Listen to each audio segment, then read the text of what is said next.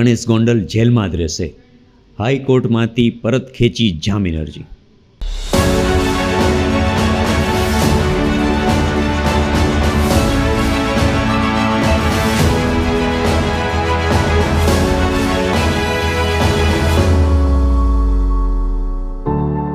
ચકચાર જગાવનાર high profile કેસમાં બંને આરોપીઓનો બહાર આવવાનો અત્યારે તો કોઈ ચાન્સ દેખાતો નથી.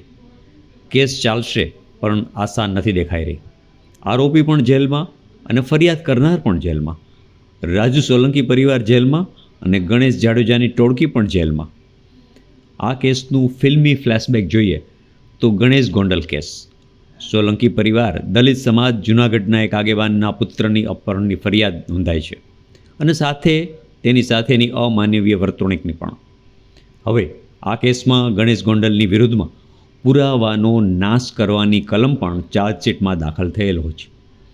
હાઈકોર્ટમાં અરજી કરેલ, પરંતુ આ જામીન અરજી પણ પરત ખેંચવી પડી છે. જૂનાગઢમાં હવે તેને પહેલાં રજૂ કરવાની રહેશે. જૂનાગઢ પોલીસ હોશિયાર સાબિત થઈ રહી છે.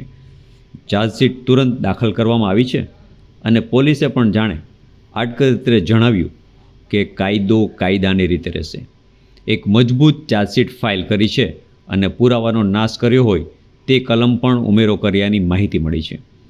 હાઈકોર્ટમાંથી જામીન મળી જશે તેવી આશા વકીલોને હતી, પરંતુ હવે સમીકરણો બદલાઈ ચૂક્યા છે. તો આ બાજુ ગુડ ટોક્સિકના કેસમાં રાજુ સોલંકી, સંજય સોલંકી વગેરેની રિમાન્ડ પૂરી થઈ અને તેની ચાર્જશીટ માટેની પણ પ્રક્રિયા શરૂ થઈ ચૂકી છે. 3 મહિના સુધી તેઓ પણ હવે જેલમાં રહેશે.